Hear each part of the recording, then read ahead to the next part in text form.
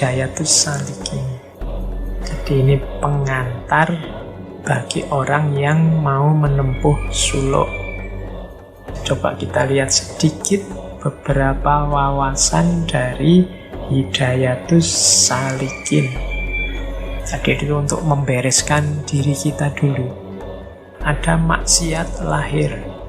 Maksiat lahirnya mata. Kalau dari Hidayatus Salikin, maksiat lahirnya mata itu secara umum terletak dalam dua hal, yaitu melihat yang diharamkan, termasuk pemuda atau pemudi yang bukan mahramnya, dengan syahwat.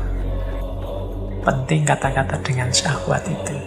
Cuma untuk lebih hati-hatinya memang mata harus kita jaga, kalau dalam bahasa agama ghadul basar, biar tidak melihat hal-hal yang diharamkan, termasuk perempuan yang bukan mahramnya.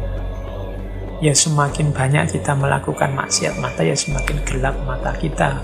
Padahal mata itu adalah gerbangnya ilmu, gerbangnya pengetahuan, gerbangnya hidup. Jadi jangan dikeruhkan dengan melihat yang haram, apalagi yang dengan syahwat. Melihat, kalau dalam definisi saya beda dengan terlihat ya. Kalau terlihat itu kan tidak sengaja melihat. Tapi kalau melihat itu memang sengaja. Kalau teman-teman kadang-kadang kan googling melihat gambarnya artis-artis, itu kan sengaja namanya. Apalagi ada tambahan dengan syahwat.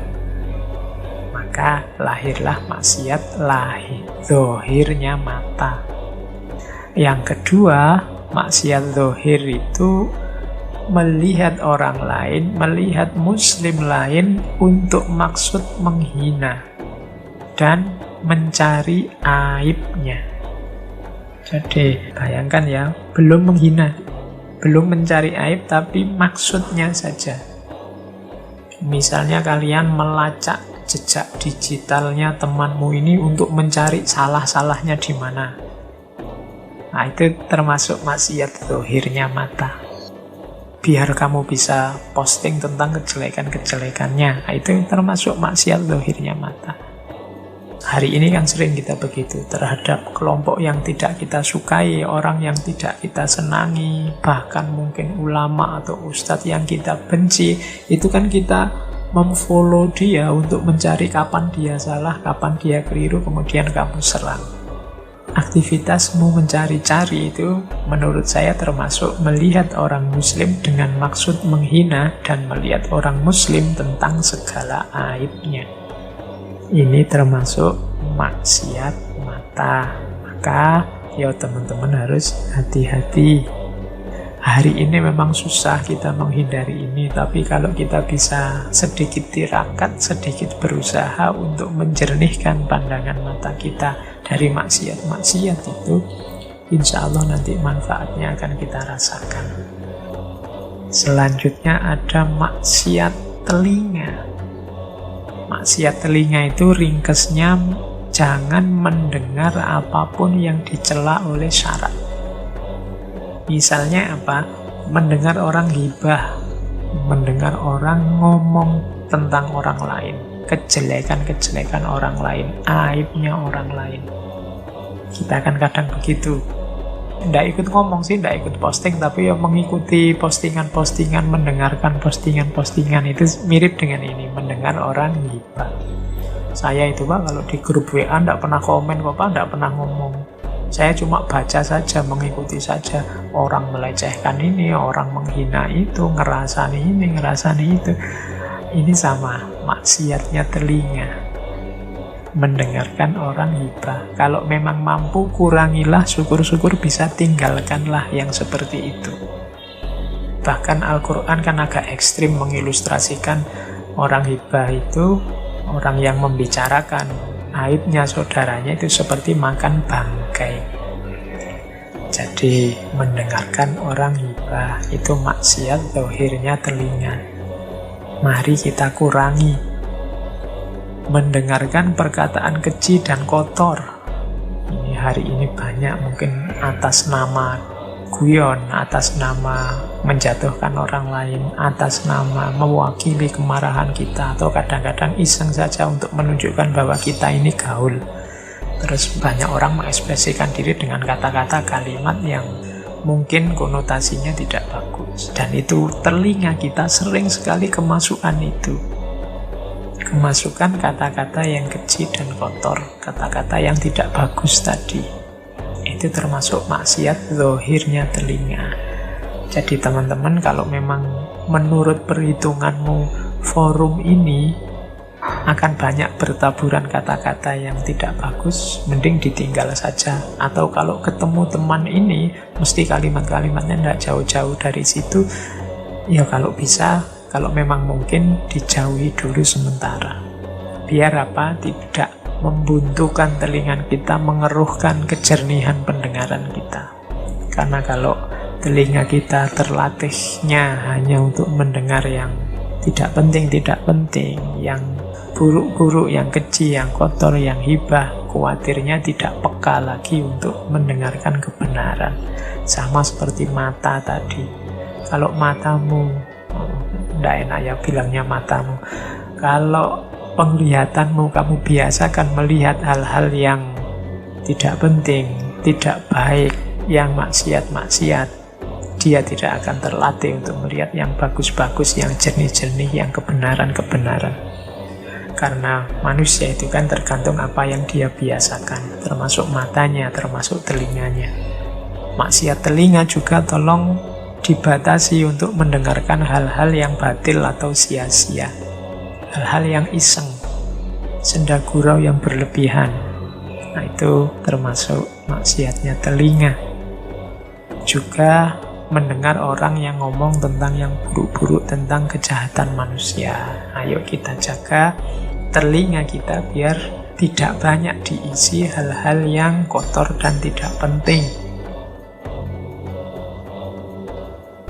Kemudian masih dari Hidayatus Salikin tentang maksiatnya lidah. Ini yang agak susah kita mengeremnya. Meskipun lidah kita hari ini sering diwakili oleh jempol kita, tapi tetap saja itu maksiat. Maksiatnya lidah itu apa? Berdusta, berbohong, mengingkari janji, ghibah atau mengumpat atau menyebut aibnya orang lain. Kalau dusta atau bohong kita sudah jelas ya, ingkar janji sudah jelas, ghibah tadi juga sudah jelas, menyebut aibnya orang lain. Ini kadang-kadang kita itu kan suka kalau begitu ngomong aibnya orang lain kan biasanya ngasih embel-embel, loh saya ini tidak bohong loh, apa adanya, faktanya memang begitu. Ya faktanya memang begitu, itulah namanya ghibah, makan bangkai saudaramu. Kalau faktanya tidak begitu, levelnya tidak sekedar ghibah, tapi sudah fitnah. Ini kelihatannya simpel secara teori, tapi berat untuk dipraktekkan. Menyebut aibnya orang lain, karena kita selalu kadang-kadang dipengaruhi oleh suka tidak suka. Mana yang kita cintai, mana yang kita benci. Sehingga terhadap yang kita tidak suka, terhadap yang kita yang benci, itu biasanya ringan sekali kita mengungkap aib-aibnya. Ini termasuk maksiatnya lidah. Para sufi sangat menjaga dalam hal ini ya. Teman-teman mungkin masih ingat cerita populer sekali dari seorang sufi besar namanya Hatim Al-Aqsom. Al-Aqsom ini gelarnya. Al-Aqsom itu artinya tuli, padahal beliau tidak tuli. Gelar ini didapat karena satu ketika, kenapa disebut Al-Aqsom? Karena satu ketika beliau ini ada seorang perempuan menghadap beliau. Jadi mungkin mau konsultasi, mungkin mau belajar apa pada beliau. Tengah-tengahnya menghadap, perempuan ini buang angin, bersuara lagi, keras lagi kan. Jadi dia sendiri dengar dan kaget, mungkin sudah diempet mati-matian mungkin ya gitu, terus ternyata ya kebobolan juga. Teman-teman sering begitu mungkin ya, kadang-kadang sudah mati-matian, ternyata keluar. Biasanya yang keluar tidak sengaja itu suaranya keras. Nah, ini lagi asik ngobrol sama Syekh Hatim ini, terus perempuan ini tiba-tiba buang angin bersuara. Merah mukanya, malu luar biasa. Dia mungkin sudah kalau bisa dia pengen lari. Nah, Syekh Hatim ini ngerti situasinya. Makanya Syekh Hatim terus pura-pura tuli. Jadi tiba-tiba Syekh Hatim bilang, "Bu, tadi ngomong apa? Saya tidak dengar." Terus ibunya bilang, "Ini loh saya." Terus Syekh Hatim bilang, "Saya tidak dengar. Saya itu telinganya agak tuli. Jadi kalau ada orang ngomong sering tidak dengar." Wah, legalah hatinya si ibu ini. Alhamdulillah, berarti tadi saya buang angin, ada suaranya, beliau tidak dengar. Senanglah ibu ini, terus konsultasi berlanjut sampai dia pulang. Nah, Syekh Hatim ini selain tadi beliau menulikan, mempura-pura tuli, beliau juga menjaga mulutnya untuk tidak cerita tentang peristiwa itu. Menjaga aib si ibu tadi. Muslim yang sejati begitu. Bahkan pura-pura tuli dan menjaga aib ini kabarnya berlangsung sampai 5 tahun kemudian, sampai si ibu ini meninggal. Baru terus Syekh Hatim tidak acting lagi sebagai orang yang kurang pendengaran. Menjadi para sufi yang memang komitmen konsisten untuk tidak mengotori jiwanya dengan maksiat-maksiat, baik maksiat telinga maupun maksiat lidah. Termasuk maksiat lidah juga mirok wal jidal. Mirok wal jidal itu debat, berbantahan. Lidah yang sering, yang gemar berbantahan, berdebat, itu ya kemungkinan lebih banyak terjatuh pada kesalahan. Karena orang yang debat itu kan fokusnya adalah kemenangannya. Bagaimana dia bisa menang terhadap lawan debatnya, sehingga kadang-kadang kebenarannya tersingkir. Sing penting menang. Itu bahayanya jidal. Termasuk katanya Syekh Abdul Somad itu maksiatnya lidah. Termasuk maksiat lidah juga melaknat makhluknya Allah, memaki-maki makhluknya Allah. Apapun itu, dalam kondisi apapun, dalam situasi apapun. Kita boleh tidak setuju pendapatnya orang, kita boleh tidak suka keyakinannya, kita boleh menganggap sesat dia, bahkan menganggap kafir dia, tapi tolong jangan maki-maki. Karena maki-maki itu justru keburukannya tidak tampak di orang yang kita maki-maki, tampaknya justru di kita yang sedang maki-maki. Entah jenis makian apa saja.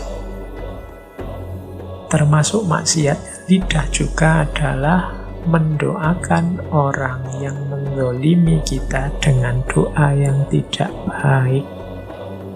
Ini maksiatnya lidah. Saya sering baca postingan-postingan yang misalnya ada orang merasa dizalimi terus dia posting, hati-hati saja.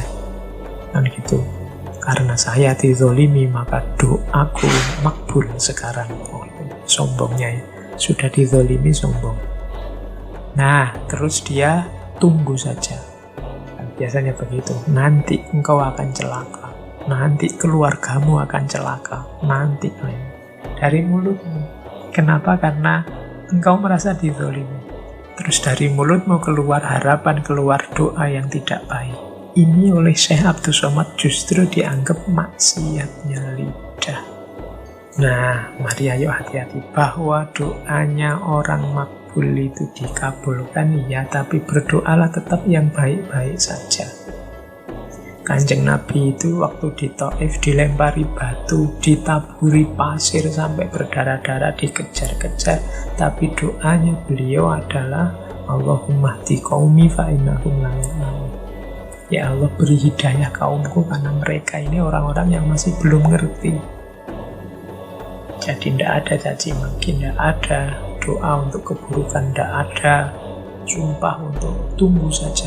sebentar lagi engkau yang menghina akan babak belur, keluargamu akan rusak. Banyak yang menyumpai orang begitu. Itu termasuk maksiatnya lidah. Maksiat selanjutnya dari lidah adalah mizah, sukhriyah, istihza binas. Mizah itu bergurau, sukhriyah juga bergurau, istihza binas ini mengolok-olok. Kadang-kadang kita butuh bercanda sedikit-sedikit, butuh bergurau sedikit-sedikit, tapi jangan berlebihan. Apalagi istihza binas. Istihza binas itu bercanda dengan mempermainkan atau mengolok-olok orang lain. Mungkin fisiknya, mungkin apanya, itu namanya istihza, menertawakan. Ini juga termasuk maksiatnya lidah. Mungkin ada yang profesinya stand up comedy, apa pelawak, apa komedian, apa. Hati-hati dengan istihza binas, khawatirnya orangnya tersinggung karena mencela ciptaannya Allah, termasuk maksiat lidah. Tapi boleh kita refreshing, kita istirahat, kita mengumpulkan energi dengan jalan bercanda sesama kita, tapi jangan berlebihan. Dan jangan melakukan kebohongan, melakukan istihza hanya untuk membuat temanmu tertawa. Terus, maksiat perut. Kalau ini tidak sulit dijelaskan, maksiat perut itu jangan sampai masuk ke perutmu barang haram. Makanan yang haram, baik haram karena memang zatnya haram, seperti misalnya makan daging babi, atau haram karena prosesnya. Makanannya halal tapi prosesnya haram. Beras hasil mencuri, atau makanan hasil merampok, hasil riba, dan lain sebagainya. Itu kan prosesnya yang haram. Jagalah perut kita dari itu, hal-hal yang haram. Terus, kemaluan, faraj. Kalau faraj ini ya, menjaga kemaluan kita, kalau dalam definisinya Syekh Abdul Somad, atau hal-hal yang membuat kemaluan kita tidak terkontrol. Beberapa yang maksiat di atas tadi termasuk punya kontribusi untuk maksiatnya faraj. Misalnya melihat perempuan yang bukan muhrim. Ini sebenarnya urusannya mata, tapi mata yang berhubungan dengan faraj. Tidak cuma melihat, bisa juga yang kedua itu membayangkan perempuan yang bukan mahram. Kadang-kadang kan kita sih lihat tidak cuma bayang-bayang ke, gambar-gambar ke, oh kira-kira dia itu, seandainya dia itu gambar ke. Ini juga maksiat. Nah, yang maksiat sebenarnya pikirannya, batinnya, tapi ya arahnya nanti bisa ke maksiat faraj, maksiatnya kemaluan.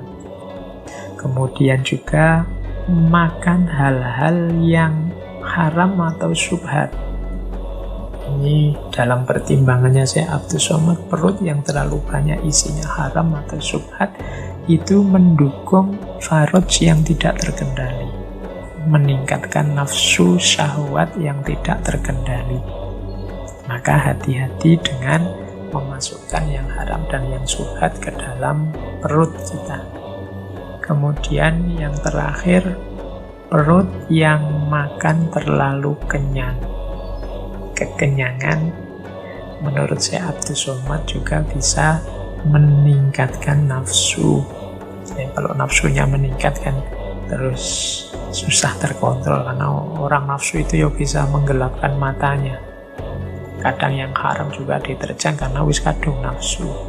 Nah itu faraj. Makanya dalam Islam itu zina itu dilarang sejak sebelum. Kalimatnya kan wala taqrabu. Jangan dekat-dekat. Kalau begitu, kalau tidak dekat, kalau zinanya langsung boleh Pak, maksudnya jangan dekat-dekat itu. Dekat aja, jangan apalagi zinanya. Maka jagalah farajmu dari maksiat-maksiatnya. Yang ini berhubungan ternyata dengan menjaga anggota tubuh yang lain dari maksiat-maksiat. Terus dari Hidayatus Salikin juga masih ada maksiat tangan, maksiat kaki. Ya, tangan dan kaki, kalau tangan jangan memukul orang, jangan berkelahi, jangan mencari nafkah yang haram, yang dilarang syariat dan lain sebagainya. Kalau kaki, jangan berjalan pada yang diharamkan oleh syara.